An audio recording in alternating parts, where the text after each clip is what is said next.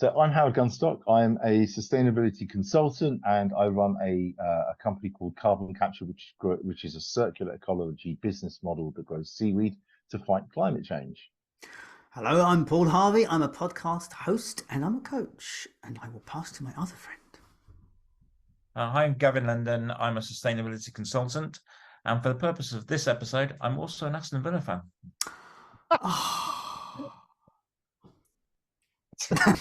On that note, Paul, can you start recording us immediately? Because you made some great comments as you left. Yeah. Oh gosh, I missed the best bits, did I? You did. They were comedy timing. It's good. What can I say? So, what we talking? No, it's my turn. What are we talking about today? Football. Oh yes, football. You always talk about football. Football and the fact that we are we're heading for 1.5 degrees really fast. Let's do football first. It's a lighter Sure. subject. So, well, there was that. Now, good things. What good things have happened this week? Come on, good things. Was it your birthday this week, Howard? No. I'm still struggling. I'm struggling. No. There have been some good things this week. There have, seriously. One good thing I saw this week was that investments in new energy infrastructure is now 1.7 times into renewables than it is in established oil and gas. Yeah. Oil and gas is losing its financing slowly. Stranded assets.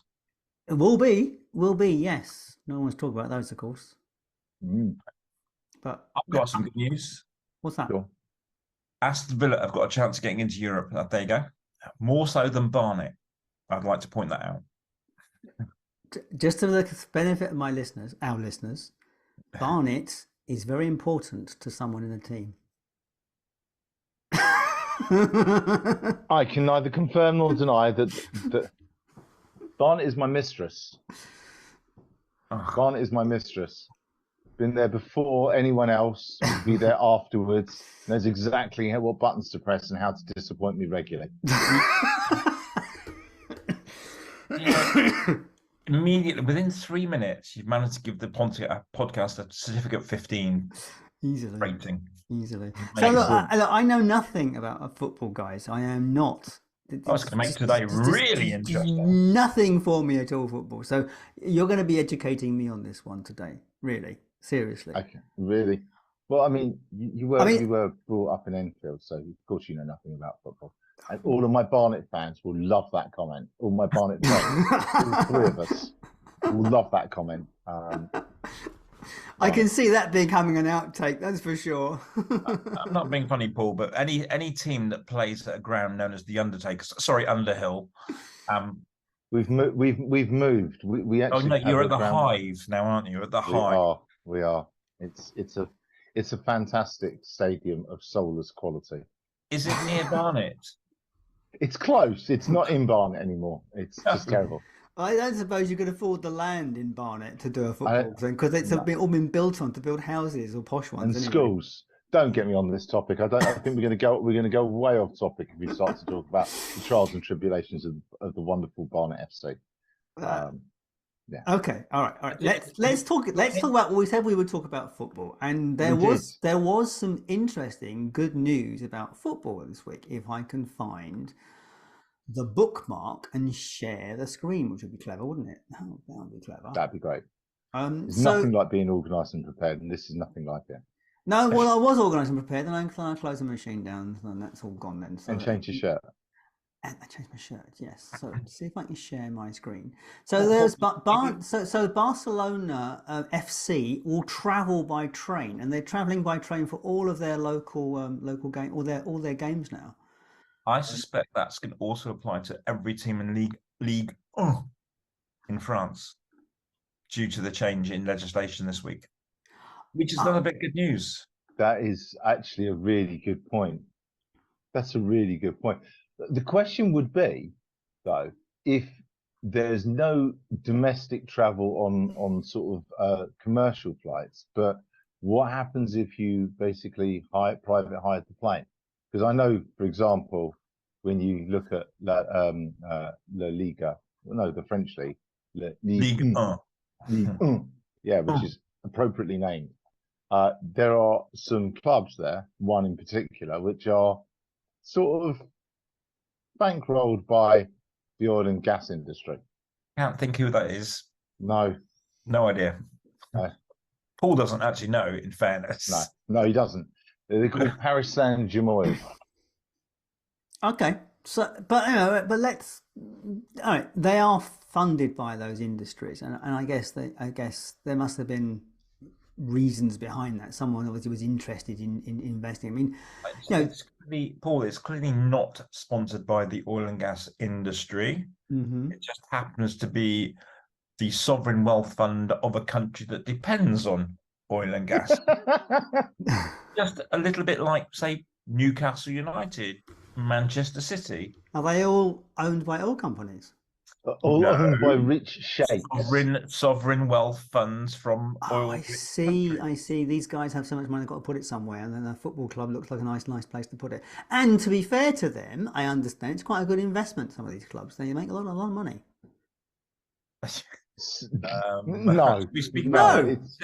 No, City investing financial fair play rules. Yeah, I think investing in football clubs is a bit like investing your money at the casino. One or two people will win, and everyone else will just end up broke. Paul, for next week, can we have the chairman of Chelsea FC to come in to respond to your comment if it's a really sensible investment? Well, if you've got the reach to bring the guy on, I'm very happy to have the conversation, but I'm not sure. I think he would hate it. He put 600 Howard, just tell me if I'm wrong, 650 million on that squad. Yeah, and they've had the lowest finish since 1990 something or other.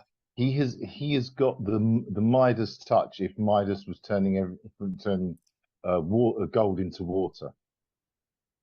Oh, reverse Midas touch. It really has. That's some skill. Anyway, it's not a skill. It's just the fact that he's come to the casino late. What was interesting about this conversation about football though is we obviously recognise that all these clubs have games every weekend, and I guess do they play home a weekend and away the next? Is that how it works, or do they play throughout the week and everything else? He really does know nothing about football. No, I don't know anything about football. Seriously. Oh my God. Okay, it's just there's a random selection done by a machine, and you play home and away depending on what the machine says. Anyway, okay. There are people that don't know this as well, so that everyone's learning. No, they're not. There's just you. Okay, I'll take that. So effectively, the idea of the travel is not not to impact the players as much, and so more and more of these clubs are taking to short haul private jets to travel them from A to B. The problem is when you start to go from Nottingham to Manchester by plane, which is like a hour and a half, 2 hour drive, 3 hours. Or a 40-minute flight. Yeah, a 40-minute flight. You're then, you're pandering to the needs of your very well played players when realistically they should be able to eke out a couple of hours. But more importantly, it's the travelling fans that follow the clubs home and away. I was working it out with a friend of mine last night. Just to travel in the Premier League, home and away, is going to cost you around about £100 in travel, £50 to £100 in tickets. You've got 40 games in a year just in the Premier League. You need to set aside. That's not including your alcohol or your food. You could look at about £7 or £8 grand, just the travel and the tickets. And so it's becoming more and more of an elitist thing. But it also has all the hallmarks of a religion in a way. It's a club. It's that we follow that thing as a faith in a way. Very interesting point actually about religion. Actually, it could be deemed as a type of religion, or as all the hallmarks of of a war. Basically, you've got tribes, you've got followers, you've got chants. Just no one dies. Well, not they don't really die. It's actually sport is in all forms tribal in war. gladiatorial even. Very gladiatorial. On this, you've got tactics, strategies, sorry, all that stuff. There's a few points to make here. On that point about tribal, the domestic violence in Glasgow increases the days of an Old Firm derby. That's a published fact by Strathclyde Police. Yeah. That's point number one. Point number two, Howard mentioned that they're pandering to some players. Famously, Arsenal used to have Dennis Bergkamp as one of their players, and he had a fear of flying, which meant any European tie they had in sort of Eastern Europe, he wouldn't go to. Yeah, he would probably play the French teams and the Belgian teams, but he just wouldn't fly. So that's true. That's that. And we will touch on once we've done the intro, Paul, because I'm sure we'll do them sooner or later. I don't think we are doing an intro, my friend. I think we've gone straight into topic. Howard and myself may have spotted that. We will mention Forest Green, who are an exemplar type of club. Yeah. So Forest Green. Howard, we'll let Paul talk about Forest Green because he knows all about them, don't you, Paul? Paul, he's gone quiet. I mean, the only team that I remember is the milk commercial by Accrington Stanley. Accrington, excellent. Accrington Stanley, who? Accrington Stanley. Accrington, yeah. Accrington Stanley. That one about drinking milk and you'd be down to Accrington Stanley. That's the other thing about that. Amazing. It's not even. Can't even get the name right. So Forest Green Rovers are owned by a chap by the name of Dale Vince. So do you know who Dale Vince is? No. Look, guys, you're asking me the question. I have not a clue. Dale Vince is like the entrepreneurial version of an eco warrior. He's an eco warriors entrepreneur. So he's got the world's most sustainable club. He's building an entire football stadium from wood. All his players and anyone that signs for Forest Green Rovers, they don't get meat meals. They get vegan meals. They travel everywhere by coach and by train. They have solar panels. Sorry, solar panels. Yeah, solar panels. They have written the book on how to become a sustainable football club, and that model and that framework is instantly transferable to anybody. But you know what? They're not doing it because we're all on the clock. What did occur to myself, I think I have had a conversation with you in the week about it, Howard, is that you could actually explore football and how the sustainability aspect from scopes, because it's like, which is obviously very much your world, Gavin. Like what is, we know there's scope 1, scope 2, scope 3. So the benefit of the audience, this is the kind of measure of your sustainability as a company. So how does that sit in with football? Because it might give quite an easy understanding for people in this respect. It's intriguing because scopes 1, 2, and 3 apply to the carbon footprint. Okay, just give for the audience, just give an idiot's guide or a straightforward guide to what scope 1, scope 2, and scope 3 are. Sure. So scope 1 is basically the carbon emissions you emit from your direct operations. So in football terms, it's what you do playing football. Putting the stadium lights on, that side of things. And eating beans before a match. Well, if we take the stadium lights separately, because they require power, and power and electricity and any form of power is under scope 2, which is seen as indirect emissions. But the big emissions for practically every company, let alone football clubs, is hidden down in your scope 3, which is those emissions that aren't directly related to your operations, but are your overheads or whatever. So for a football team, if we take, we'll take Barnet for today. Barnet playing away. Please, somebody take Barnet. Somebody take them. And for today's purpose, they're playing Carlisle. So you have the scope 3 emissions of all the fans, all 30 of them, going from Barnet. There'd be at least 100. Just use round numbers. It's fine. 30. all 100 of them getting to the game would be a Scope 3 emission.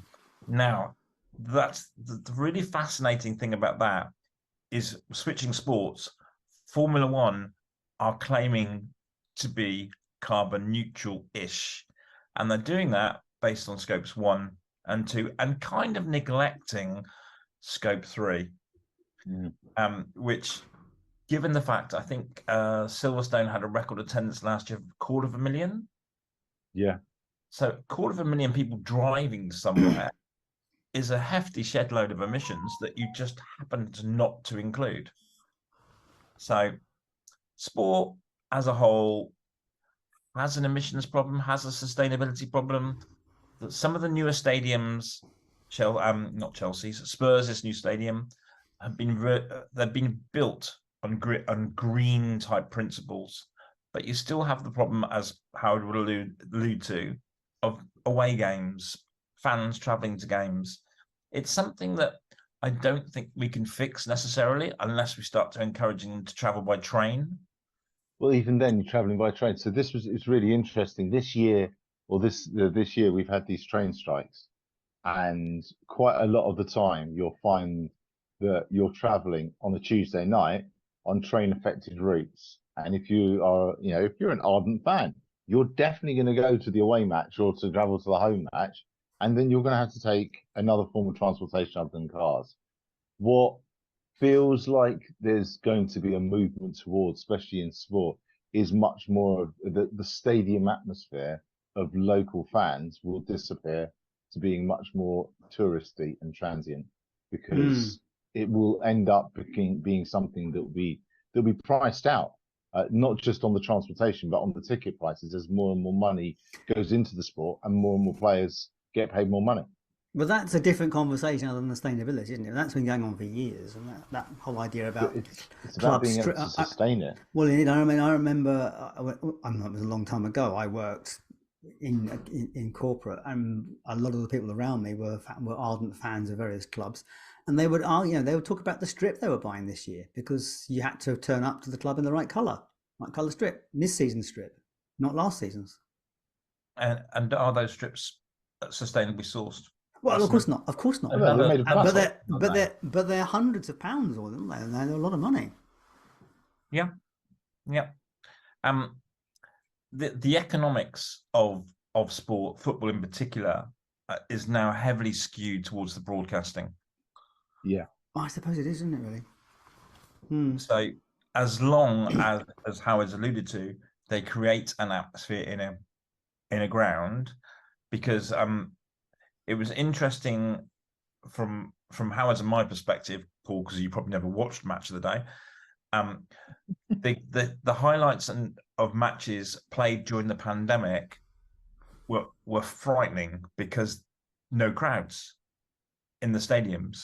So the broadcasters then had to have a debate: do they put artificial crowd noise on to try and create an atmosphere, or do they leave it literally as the authentic sound, where you can actually hear the players yelling, shouting? Yeah. What did they do? That's fascinating. What did they do? They did a combination of the two. Yeah. So you could choose. How could you choose? Well, the red button. Oh, red button. Okay. Yes. Sorry. Yes. Of course. That's weird. That's really weird. But there's when you're talking about the likes of Barcelona and Real Madrid. So I've been to a Barcelona game and a Real Madrid game, and the fans that go in there aren't Real Madrid fans; they're tourists. They have tens of thousands of fans. It's the same for Liverpool. Well, not necessarily Liverpool, but certainly towards you see things from Man City.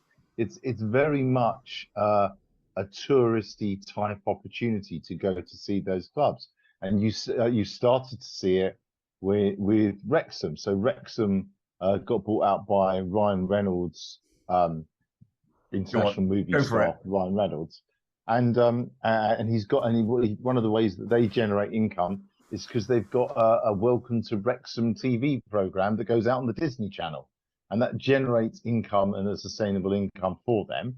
Great, but as a consequence, you've got tens of thousands of Americans traveling across the pond just to watch a Wrexham game. And just so you know, there isn't too many close airports to Wrexham.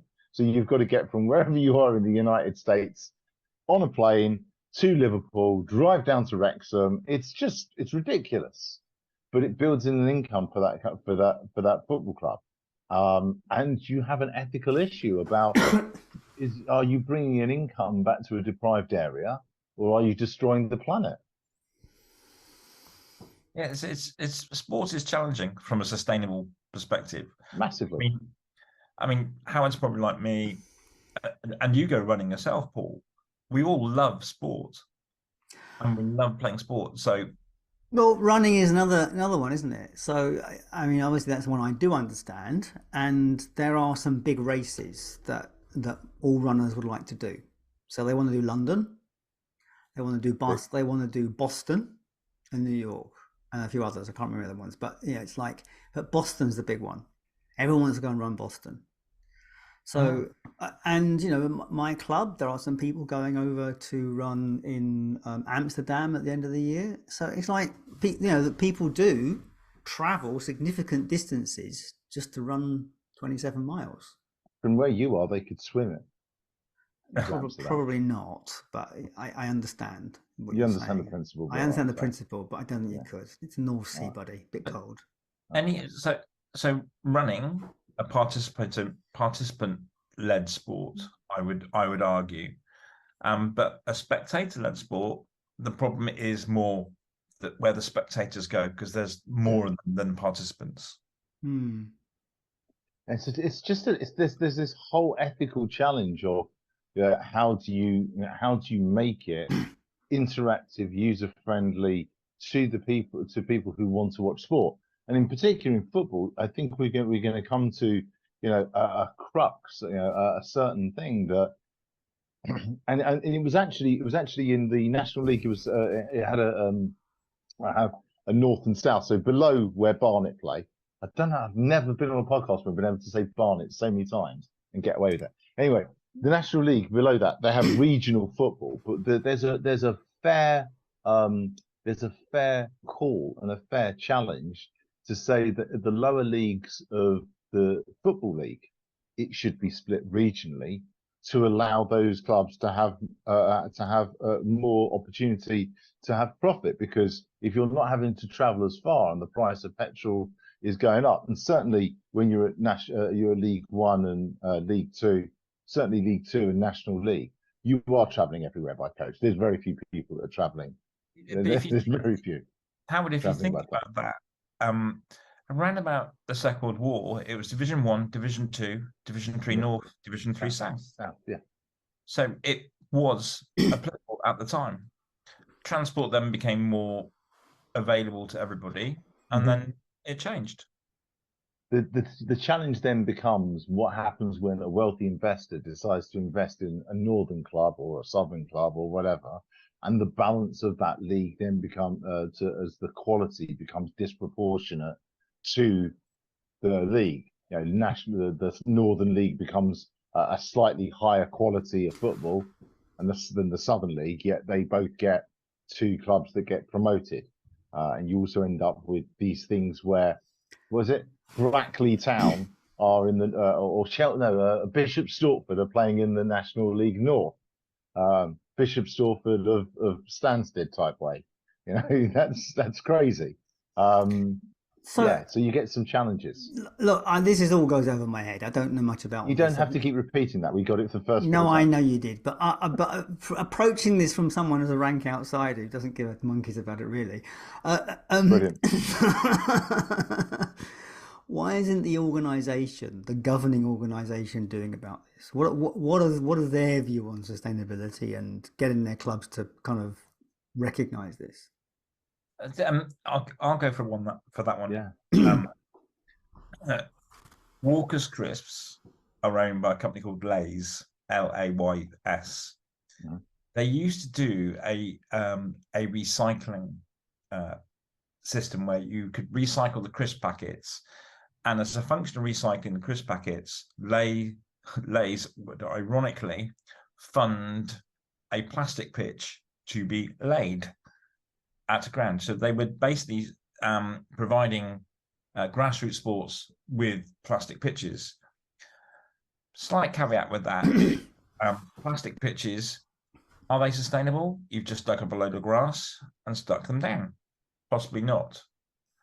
But I'm really glad you brought it back to plastic pitches, because for a second I thought I blacked out. Like, yes. Literally.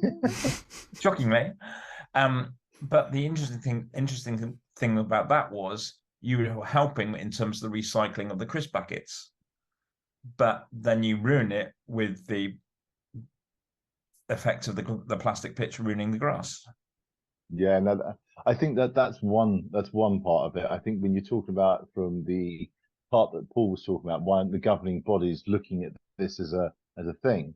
I think this is going to be controversial, but the people running the government bodies, or at least the football bodies, they're not really concerned about sustainability. They're concerned about money. And it's the same issues, right? I'll call it. And how did we get a World Cup in Qatar, which is like a country which is hot, and you have to have air conditioning in your stadiums? I couldn't get my head around that at all. Well, you have to go no further than your TV control, switch on Netflix, and see the documentary.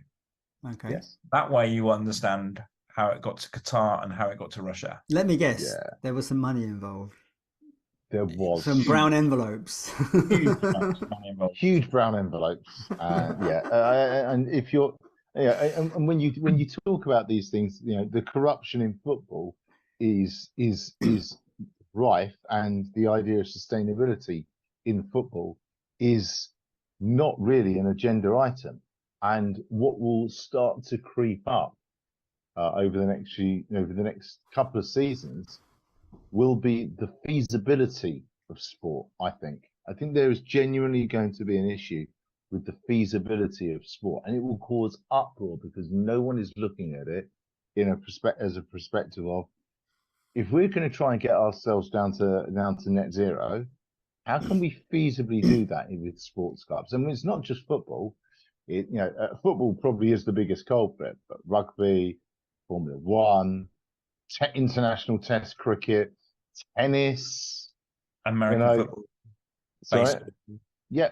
Well, to be fair, baseball's World Series is just held in America, but America is a big country. So they seem to win it every year. It's amazing. Yeah, but those are really serious questions that need to be asked, because those sports are effectively saying, well, we'll do a little tiny bit.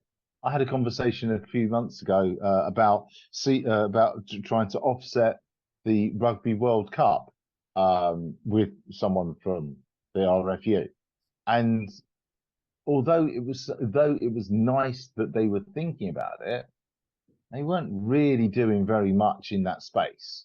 They weren't really actually, well, we're going to try and offset it to a decent standard. No, we're just going to pay lip service towards it.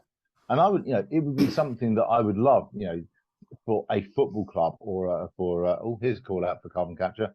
I'd love for a football club or a business or an international sports body to say, you know what, we're going to sponsor some seaweed farms to really make an impact in sustainability. Got it in there. Excellent. Feel amazing. Paul, have you heard of this carbon capture thing? Mystery to me. It's new to me. It's completely new. It's about sponsoring seaweed to reinvigorate our oceans and using, I remember. He mentioned it last time, didn't he? Thank you. I did mention it. And the time before that, Paul, don't forget he mentioned it in episode 1 as well. He did, yes. And the pilot. I think I might have mentioned it in the pilot episode. Go check out carbon-capture.com. Paul, sport is something we're not going to solve overnight. However, it's worth highlighting the issues with it. A lot of it is to do with fans traveling to games. Yeah. As Howard's mentioned previously, the way teams are traveling to and from away games is another issue. Plastic waste at stadiums and other such issues. Spurs and some of the newer stadiums are addressing the waste issue, so progress has been made. Forest Green, street ahead of everybody. There is a website called the Sustainability Report that looks at sustainability in sport. We've only talked about the environmental aspects. There are many social impacts as well. So, and I guess, and to be fair, you know, the real thing, sport is a good thing, and people following sport and being involved in it is a good thing. I mean, it gives people something to do, something useful to do, and maybe they'll play some as well. So all those things are good. It's just we've got to find a way of making it fit the world we live in. yes, it's it is challenging in that regard. I mean, none of these conversations are going to be easy, did we? We didn't say there's going to be any solutions in these conversations. Maybe one solution would be for every single club to have as many away fans as Barnet. That could be a solution. Yeah, I don't think it's going to fly though. Oh, okay. And neither are Aston Villa in Europe. Excuse me, we haven't quite got there yet. No, you're right. You haven't quite got there yet, and you're not. Oh, gosh, you're going to get tribal, you guys. I can't believe I've never seen you guys at each other. Brighton. If you're watching, money's in the post. Fantastic. He started, though, to be fair. All right, yeah. But I mean, also to be fair to people involved in this, the majority. I'm going to be really, really generalist now, but I would suspect a lot of the fans who go to these matches and are involved in football, climate change is the least of their concerns. I think you'd be surprised there. It is when you speak to them, they pay lip service, as Howard would say. They will say that they are interested in sustainability and whatever. They're not. They've been portrayed as 1970s, 1980s football hooligans. As Howard's pointed out, it's that they're wealthy. The demographic of the fan is changing. I mean, to point out to the audience the things that are coming down the road. This is the truth that's coming down the road. More water, more flooding. A lot of these, I would imagine, a lot of the clubs that exist in this country, I would imagine their pitches are not going to be able to take the amount of water that's coming. Well, Everton are just about to build a new football stadium at the side of Liverpool Docks. Right? And if you're talking about seawater rises, as far as a brilliant location for a football stadium is concerned, I'm talking about flash flooding, actually, because rain. We're going to get a lot more rain. Does it rain in Liverpool? A lot. All right. A lot. On that subject, Paul, if the audience has got a few seconds or whatever, if they look at pictures of Bridgnorth Rugby Club, at the time of when the Severn flooded, the water was up to the crossbar of the rugby posts. Bloody hell! And there actually are many football clubs. I think Bath Football Club weren't able to play at home for 4 months. There've been many horror stories. You mean Bath Rugby Club? Well, yeah, and the reason behind that there was a football club that wasn't able to play. I can't remember exactly who it was. The Bath Rugby Club's built on the banks of the Avon. Well, that doesn't help. I mean, the reason is obviously most football clubs are built at the extensions of towns or in the lower cost bits of land, which tend to be floodplains. So there's going to be a lot more, and flash flooding will be a thing that we'll see in the next few years. We will see more rain, but more rain in shorter periods of time. More sunshine, harder to keep grass growing, that sort of stuff. So there's all sorts of things coming down the road that will make maintaining sport more difficult. And then there's the other thing about it, which I had read somewhere, is that the rising levels of CO2 will actually make physical effort outside harder as things get worse. Yeah, but again, we talked about this previously in a previous episode, where Howard pointed out on Formula E, which is obviously the EV version of Formula One, attracted protesters. So even attempts by sports to become more, quote, sustainable and more environmentally friendly are attracting protests as well. If you want to talk about that as well, what's the Formula One driver? Is it Max Verstappen? The one that's he's the leader, or do you mean the guy who's just retiring? The one who just I can't remember who it is. I genuinely, because Formula One isn't my thing, but it's one of them that is quite a strong climate advocate. I think it's Max Verstappen. It might be someone else. Sebastian Vettel, I suspect. That's the chap, Sebastian Vettel. Thank you very much. No problem. Good. Extra point for you, and I'm beating Paul. What beating Paul to Max Verstappen and for that, I hope Aston Villa qualify for Europe. Are we still getting tribal here? Yes, but So what we can do. I think we've covered a lot of ground. We'll just have one more point about Sebastian Vettel, because Howard's raised a fantastic point. Probably his most famous protest. This was in his final season, which he does feel very guilty about, that he should have raised it beforehand. Was the Miami Grand Prix, because he had a T-shirt on with Miami, and I think it was 2030, and basically because he was talking about the raising of the sea levels, it was basically just a helmet of a Formula One driver on the course. Wow. Because they're not paying attention to the issue. Do we want to round this off? I mean, how would we round this off? I mean, if you're someone, if you're talking to someone here who is a keen football, football fan, what can they do? I think there's a couple of things, right? So first off, we have to look at how we support our football team. So I struggle quite a lot. I love following Barnet, but I end up having to sort of watch most of the games on telly, and I will go to my regional games because I know that they're okay for me to travel. If you do travel with a mate. If you're going to go by car, you should be able to find someone that's a close friend rather than do it by yourself. If you're going to try to go through some of the longer games, and it's often difficult at the latter end of the season, find and make plans to do it by train as best you can. Find ways to use existing burning carbon that is already happening to get you from A to B. That's just a general thing for life, but it's a really interesting predicament that we get to. And the last things that you can do is you can sort of encourage your football clubs to look at sustainability, where they get their energy supplies from, how they're sourcing their food for their football for their players. Those things are just as powerful in reducing footprints as anything else. If if you support one of your local football teams, it might be worthwhile, and you're in the farming industry, or in the food supply chain industry, and sustainability is on your radar. Why not approach them? Why not ask them, how can I help you become more sustainable? Because realistically, the person who's in charge of sustainability at a football club is probably less qualified than the person that's listening to this podcast. Absolutely. Probably. Yes, I'm sure there are some caveats to some wonderful. I'm guessing it's one of those job titles that gets put on someone as an also rand. Exactly.